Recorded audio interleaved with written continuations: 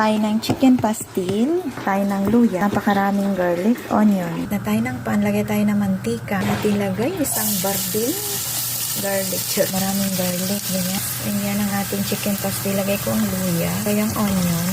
Yan ako. Ricados pa lang guys, ang bango-bango na. Chicken pastil, maraming ingredients na mga ganito. Para lasang-lasa mo talaga. Ang sarap nito guys. So, kaya natin siya mag-brown. Ito yung itsura niya guys. Okay na siya.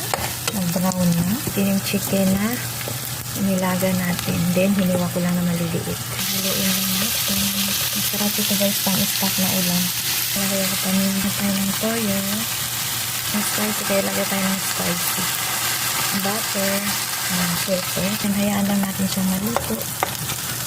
Matipid na ulam to guys. Pwede nyung i-stock sa ref. Ilang linggo. Basta lagyan nyo lang siya ng suka para hindi masira agad. Tik na ulam. Chicken pastel.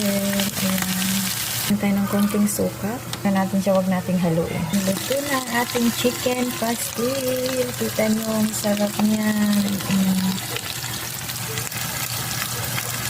Ating chicken. So, pinakuluan ko lang siya para maging fresh ulit. And then, hinimay ko ng maliliit. And then, yun na.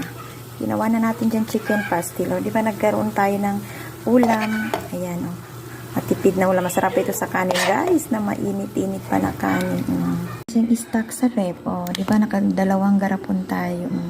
Sarap nito, guys, chicken pastel. Halakasambahan. Napakalasa nito at ang bango-bango talaga sa kanin na mainit pa.